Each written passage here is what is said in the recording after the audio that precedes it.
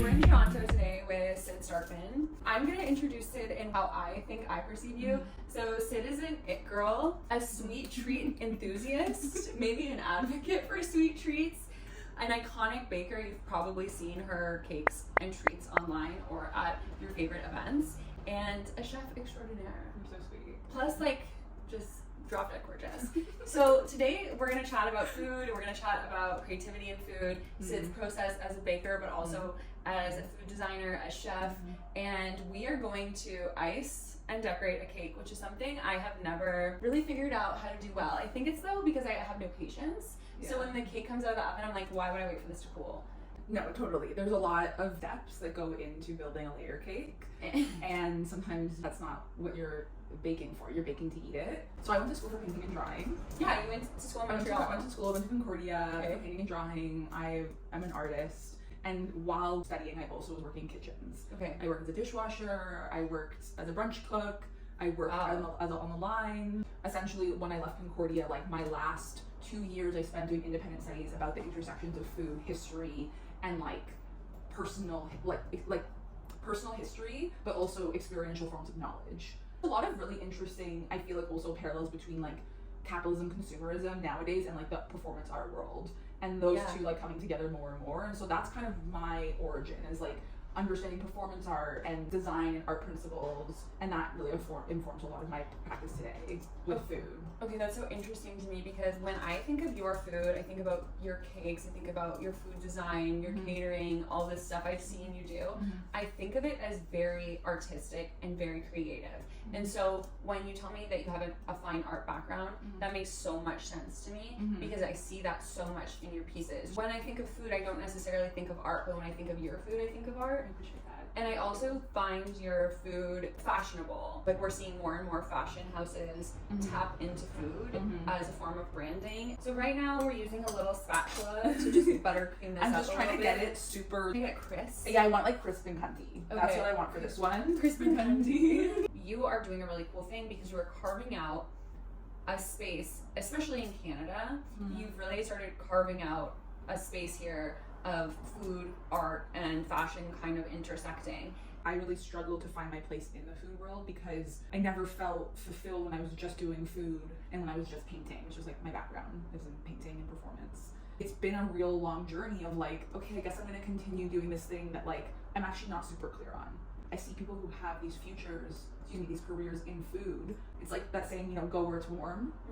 That feels right, but I'm also not really clear on how I'm gonna, make that happen. No one taught me how to run a business. That's kind of what it is at the end of the day. I think a lot of people forget that being a creative is ultimately running your own business. You're being an entrepreneur. If you're an artist, you're an entrepreneur. And you have to be. You have to be. You have to be able to sell your art and showcase your creativity in a way that you can make money, or you won't have the time and resources to make your art and creativity. Totally. You have worked with so many cool brands as well on your journey, and I wanted to talk about how for you as a creative who is working with big corporations, how you strike a balance between creating your own creative vision while also sticking within a brand's branding and their creative vision, and how that is for you. In terms of my process of working with clients, I try to get as much information from them as I can. Do you want to try this? Sure, I'm scared that I'll mess it up. Okay, yeah. It's okay. Honestly, there's no way to fully mess it up. So my question is how much pressure should I be putting? You can sort of feel the pressure, and more pressure is good, but at the same time You've been taking more icing on it. you also want it to be kind of smooth. So That's you want to be going, no, it's not so bad. Yours is definitely crispier and cuntier than mine. Sidetrack City. Yeah, So when I work with clients, I work quite intimately, and I really try to understand the project. And sometimes also clients come to me not really always knowing what they want. I would say that's actually number one with most clients, because they're also trying to get a quote for what something like this will cost. The client comes to me and they're like, I want this really specific thing, and I am someone who's really creative and is really able to create a vision and be how can we do that logistically? Right. And so I'm really happy to execute a client's vision and add my own touches and really just make it amazing. and like make it this really iconic thing, or the client comes to me like, I don't really actually have an idea of what I want. Give me your idea. I know we kind of talked about this before, just like you grew up loving food. I grew up loving food. I came from a family where like food is love, a culture where food is love. Growing up, my mom would always call me a foodie, and I found that really embarrassing. Oh my god, that's so cute. Your mom saw you before you wanted to see yourself. Yeah. I, like, plot myself in front of the Food Network every goddamn day, and like just ate that shit up. And like when there was this show called Unwrapped, which like if you know, you know. Mm-hmm. Real ones know. The real ones know, and essentially I remember them talking about like culinary artists. And like people at a fine dining level. So I watched Chef Michael Smith, and I watched Nigella and like Jamie Oliver, and like this is like when the Food Network you actually still learn how to cook. Was like peak too. Yeah, and I learned how to cook on the Food Network. Right, too. and so I remember learning about like being a culinary artist on the like dresses what you're gonna be when you get older day. I dressed as a culinary artist where I wore like a big shirt and I like blotched a bunch of food on it, and I brought a bunch of like utensils in the same way you would like bring like paintbrushes. Pure. It's really pure. How old were you? I was like grade 4. Grade 5. I love that. Yeah, I was really like earnest and sweet, and as one should be in grade 4 or 5. Whoa! It looks like a jellyfish, like we dehydrated a like jellyfish. Literally. It's so beautiful. It's so beautiful. I think some more iridescence on it would be better. Now we're making a blue one, and I'm making a blue one because blue's your favorite color. Beautiful. So beautiful. Yeah. Okay, do you want to do the dry on this one? Sure. Oh, paint things. Yeah. Paint things. Paint things. Honestly, I feel like there is such an intersection between paint tools and pastry tools. Massive. Which is really cool because it's like that intersection was always meant to be there. Being a chef and a baker or working in food in general, like it is very difficult for those people to lead like quote unquote normal lives because their hours aren't normal. No, totally. Like you're servicing everyone else, right? Right. And so like that was also like a huge part. Like I had kind of thought that would just be my life until I started to learn about all these other jobs in food that didn't involve being in the restaurant industry. But I'm like so happy I had my time in restaurants because I feel like it's an important thing to cut your teeth. Exactly. And to, like you said, learn from other people. And yeah, it's such, I feel like the creative industry is very community driven, or when the creative industry is at its best, it's very community driven, and it sounds like it's the same with food. So there's a lot of intersection between the two. Because I think having a creative job can also isolate you, even if your hours aren't weird. Totally, but you need to like, I guess what I feel like that time was for me was like, you know, being humbled and like learning my skill set. And I'm still always learning because I'm like taught myself everything. It was like a time when I just like put my head down and was like slightly depressed for like a year or two because like I was so fucking tired all the time. Right. The hours were crazy. I have no energy to have other emotions. No, like literally, like if my parents or my sister was like, I miss you, like I never see you, I was like so fragile. I would just like freak out and just be like, I am waking up at 2 a.m, like don't give me a hard time about anything. Like meet me at the bakery. Literally. Like I was honestly also really happy. Like it was a really beautiful time where like I just rolled like 1,000 croissants a day, and like I worked next to my best friend who was my mentor. Shout out to Cian. I love her.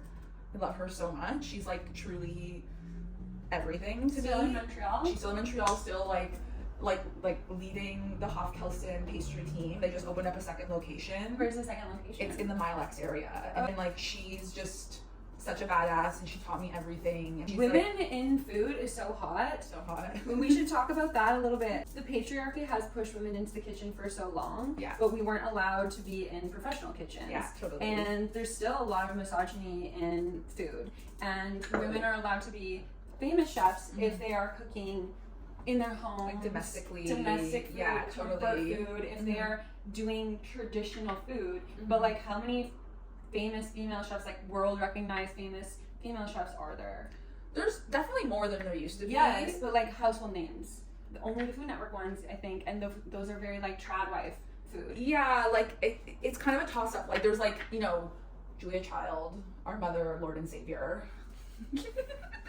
We love Julia. There's also like Christina Tosi, who's like an incredible force in the baking world. I feel like she's a little bit of a household name. She's one that does Milk Bar. Oh yeah, we love her. We love her. There's also like Nancy Silverton, who like runs an incredible Italian restaurant in LA. Women are like, because it is especially difficult for women. Like I love to see women in food. Yeah. And I love to see a baddie in food. Like when I first met you in real life, and I was like, oh my god, she's fashionable, she's cool, she's a baddie, like she just gets it. I feel like for women who are in traditionally male fields, there's a lot of pressure on them to not present too femme. Yeah.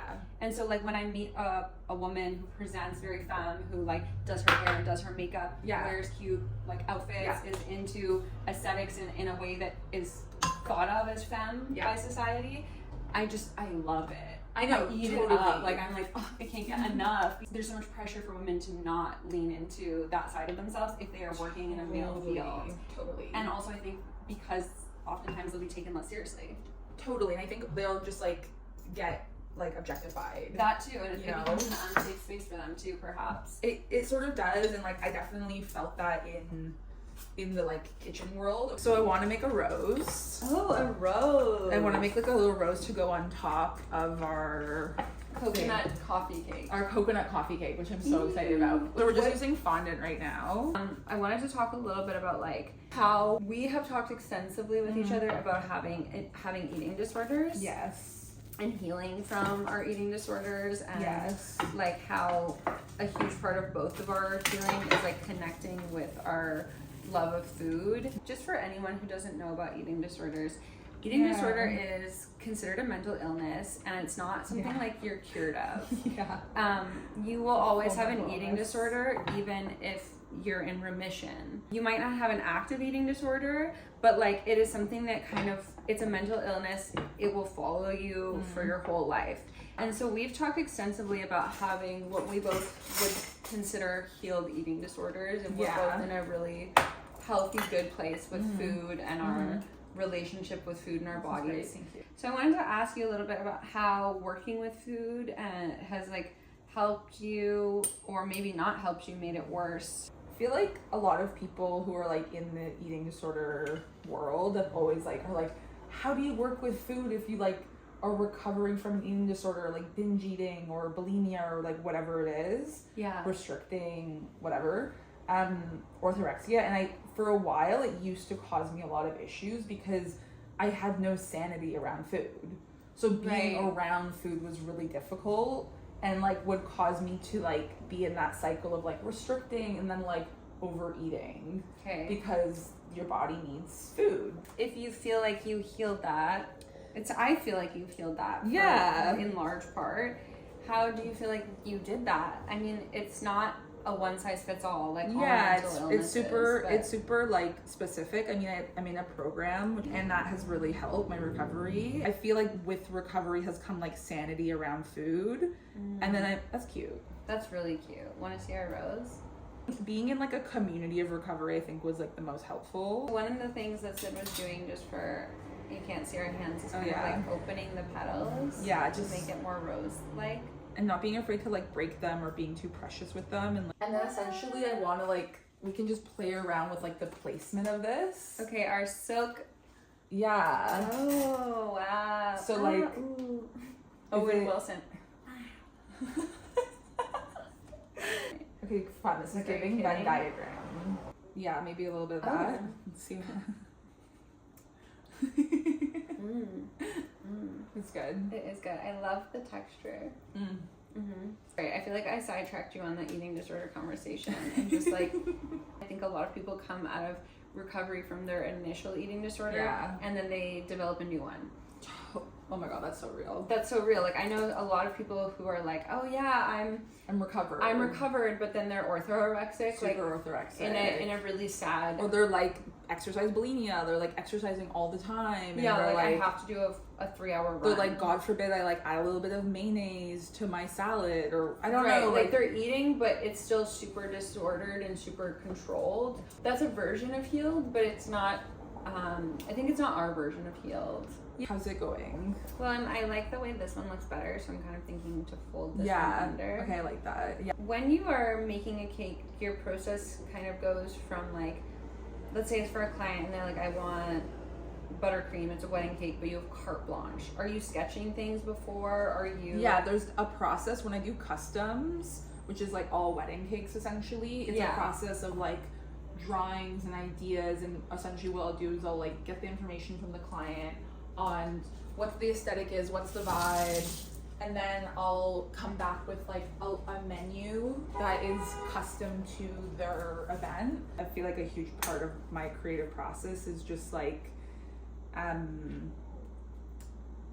is being able to connect with the way I perceive someone. Here, I think that's a great idea. Right? That kind of like ripple. I was like, Yeah. it's giving seashell. And I was like, I just don't know how to hold up a ripple. Yeah, I feel like your food to me, when I see it, it's just like, it makes me feel happy, and it gives me a feeling of like wanting to, like, loving the decadence and wanting to like experience that decadence. And you know what I've thought about ever since I was little is, you know, in Hook they have a food scene. Oh my god, one of the before best. they have a food fight. One of the best. And all the food is so colorful, and it's not like food you've ever seen before. No, totally. And they're picking it up and just eating it with their hands, and then they have the food fight. That has always spoken to me on such a deep level. So like, totally. it's my dream table, and I don't even know what they're eating. No, but it's like, honestly, that's a really good example of like food in cinema, and like, and it made you feel, I felt so, you feel so much, right? Totally. And so did the kids, and you see them feeling it when they're eating it, and they're like, oh, this is this, and then like they transformed it with their minds at the table because it wasn't real food, right? And they had to make it into real food with their imagination. Yeah, totally. And I was like, that has always stuck with me, and your food makes me feel the same way that made me feel as a kid. Like when I see your big tablescapes and stuff, or your dog cakes or your cat cakes, like it's like there is a connection to an inner child, and I feel like you connect to the person's inner child a lot. Like when you did my dog cake, I was like, my little girl self would have been like feral, and my adult self is going feral, and there's a reason. It's because it's like it hits this deep nostalgia and emotion around food, and then you taste it too, and there's like a whole other joy in that too. This is really fun. This is looking really good. I want to like, I think the edge here we could like do some piping. To like cover this part up. To cover like where the silk isn't going. And like have it be a bit more cohesive looking, because it needs more. It needs more, and I feel like you also like, coming back to what you're saying about like styling, I feel like, or like when you're dressing, like I feel like the thing that I love about your outfits is like, and the way you present yourself is like, it's always greater than the sum of its parts. Oh, that's and nice. That's like, to me, like how you can tell if someone's really good at something or they're really strong creative, because like this whole is speaking on a larger scale than just like rice paper with glycerin and food coloring. You know what I mean? Oh my gosh, yeah, I really love that. Right? Like you're like, all of these parts together create something like much larger. Right. And just like 1 + 1 = 2. Right. And that's important. Okay, cool. Okay, we're gonna get a piping bag. Okay, this buttercream. So the buttercream looks okay, but I want it to be like really silky, and it's not. And that's because it's a little cold. So what I'm gonna do is I'm gonna put it over a double boiler. Oh, so we're gonna put it in the microwave. Yeah, we're gonna put this whole thing in the microwave. Actually, you know what? In the metal. In the metal, exactly. We're burning this house down. Yeah, to the ground. We made a cake and we burned the house down. Yeah. So this is the sponge cake I sampled earlier. When you were putting together the flavors, that in itself, like obviously when we think of a visual, we think of a cake, the creativity, we think a lot about the visual creativity. Yeah. But there's a lot of creativity that goes into your flavors. Yeah. Tell me about that. I mean, I think it's intuitive in some ways, where I'm like, okay, what do I love about desserts? Like a part of it is my heritage, a part of it is what I grew up with, a part of it's what I crave, and a part of it's also like what I see other bakers doing and how I feel inspired. Yeah. Right? And so like, for me, I think I always want to create an experience that's like fun, surprising, interesting, but also like pretty classic. You know, I have like a real reverence for the classics, but with a little twist, which I feel like a lot of bakers relate to and a lot of food people relate to. And it's just about creating that sort of like, that feeling or that palette that feels like Sidnichka, you know what I mean? Or feels like whatever this brand that I'm making represents, you know what I mean? Yeah. But it also is a process of understanding how flavors come together. So like coconut, super aromatic. Right. Coffee, super aromatic, bitter. Bitterness plays really well in like baking because it really balances out the sweetness. I also have some Wray and Nephew in there, which is like overproofed rum. I was like, what? Love Wray and Nephew, incredible overproof Jamaican rum. And so that combination of all the aromatics plus the bitterness of the coffee like surprisingly go really well. Right. And then you bring in a chocolate just to bring it a little bit more decadent. And like, Bob's your uncle. I never say Bob's my uncle. I don't know why I said that. Why not? I also love to play with the seasons and like what's in season. You know, it just always makes things like more delicious. This tip is a leaf tip. Oh, okay. But it's really elegant and like can be kind of abstract, and I'll show you sort of what I want to do with it or what I have in mind, and then I want you to play around with it. What's your favorite tip? Honestly, I love them all. I think this one's is a fave. I also love a ruffle tip. Like I have a ruffle tip that I really, really love and I think I use all the time. Okay, nice, yeah. I wanted to see like Yeah. It's a kind of ribbony. I want it to look like vines down our like kind of a floral-esque tablescape. Okay, yeah. Okay. This is looking pretty fun. It's funky. It's funky. I'm also like want to hide this part, so I'm gonna do that. Yeah, no, I think we should even have like some more of those on this. Yeah. What do you think? I agree. If you had to redo the rice paper pieces again, would you change the colors at this point? Honestly, I think this is really fun. I really like it. I guess I would be probably more interested in like doing it in like monochrome. Like I would get rid of this darker blue. Yeah, I think it's sure. like it feels like too much. Yeah. And that's how I feel now too. And I feel like what I would probably do is go over after with like some pink dust. Smart. And some pink bits like that. Yeah, okay, here, use. Look at these. Can I eat one? Yeah, no, but are they real pearls? No, they're edible. They're edible. Okay. But they're good. Yeah, it's like a candy. It's like a candy, yeah. And you can poke it in. Oh. Yes. Yeah. Let's bring the airbrush machine out and maybe we can We're gonna airbrush? Yeah. We can Only airbrush. time I see people airbrush is when my nails get airbrushed. Okay, well, we also can airbrush with food, which is really fun. Wow, food is fun. Food is really fun. I want us to use a different, maybe like a blue or maybe yellow. I think yellow will help soften.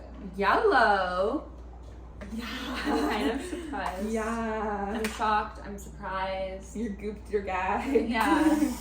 I'm like excited to see how your brain went to yellow and like how that looks. All right, we're going in with the yellow. Okay, it is pretty. Wow. So I'm gonna start becoming like an Airbnb creator, where I get to share these, give classes and share certain experiences. So one of the workshops I want to do is like, cake decorating with like a cake artist and, you know, giving, I mean, this is great for kids, but also for like adults, you know, and getting to play around with your creativity. And I think like that creative authority is something that I feel really passionate about. Yeah. That I feel like that creative confidence I feel within myself, and like would love to help other people find that within themselves. I'm gonna try a little bit. Oh fuck yeah! Where should I spray paint? Okay, so to use this, is it light? It's a light touch. It's a light touch, and like you want to kind of be from doing it from here. Yeah, exactly. Normally I'll do the pearls after. Right, so you don't spray paint them. You don't spray the pearl, and then there's more contrast. Right. But it's okay for now. This is not a professional cake in the way that we're just gonna eat it. Yeah, we're just having fun with it. It's weird. Going with like an angle, sometimes like getting the color in the creases. Oh, smart. So it's like not on the front, it's just like on the edge there, and you're kind of like highlighting it. So smart. And that's, you can do that usually with a table. What inspires you? Honestly, everything. I honestly look through a lot of cookbooks. Mm-hmm. I'm a big cookbook reader and like art books. I'm a big art book collector. What's your favorite art book? I think what's my favorite one is by Diane Arbus. Ooh, I love and just like Arbus. just like a collection of all of her photographs. Oh yeah, okay, iconic. And I also love Philip Guston. Like, I don't know Philip he's Guston. oh my god, he was like called an abstract impressionist. Oh, I love abstract impressionism. So like he was like hanging around with the abstract expressionists of like, you know, the Lower East Side in the 1950s. Right. But he was a lot lesser known and he was a lot lower profile, and he was actually a figurative painter. So he started out as like an abstract impressionist. So imagine like pointillism but more impressionistic brush marks with like these really like expressive color palettes. And then he starts to go into this like cartoonish style in the 60s and the 70s and the 80s, and people were like, what the fuck? We're like so confused. They're like, this is garbage. This is looking really good. I'm actually vibing on this so hard. It's so weird. It's so weird. It makes no sense kind of, but I love it. But it's like so visually interesting. Yeah. I do wish we had put the pearls on after. But I do kind of like some of them being yellow too. I agree. I also think we should, here, I wanna put a little red. Oh, fun. I feel like that will give it like a good like offset. I think a lot of people think they're not creative, but I think that when you learn about creativity or you have a creative practice, you learn that everything is creative. Yeah. Like cooking is a way that I express creativity. I don't cook often, but when I cook, I like go all in, and it's a really big expression of my creativity. Or yesterday we did a floral design class, and it was so fun. It was so creative Fun. I find even just like small things that aren't what you would think of as creative as a creative practice. Totally. And I just think of everything I do now as a creative practice. Totally. And I think that flexes my actual creative muscle. I think there's this great quote, and I forget who said it, but a fashion person said, if you want to work in fashion, study everything except for fashion. I was literally yes. I get some inspiration from fashion, but I try to look completely outside of fashion. Yeah, like architecture, design. Architecture's a huge one. I got like a really interesting book at like. I love the red, by the way. It's good. I feel like I wish it was. I think it gives it that edge. It's weird, but I like it. I would even make the whole flower red at this point. But I'm kind of nervous about doing that too. Let's do it. Okay. You do it. Oh. Not that close, but close. Yeah, that's good. Okay, I think it's better all red. I think you're right. Yeah, it looks really good and it looks fake in a good way. Totally. Yeah. It's like campy. Yeah. This cake is definitely gay. It's super gay. This cake is queer. It's queer as fuck. Yeah, like, whoop. We love her. She's actually cute. Like she's like pushing boundaries. No, I don't know. Okay. You know what she is? She's a first iteration of something that needs more iterations, but the first iteration is so important. It's so fun. She's so important to our creative process. Because we won't get to the final without her.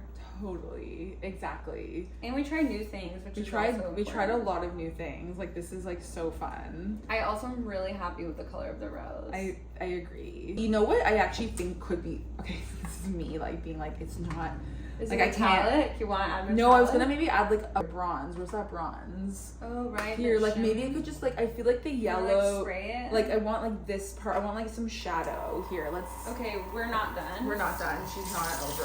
When we're spraying our last thing, maybe you can tell everyone where to find you.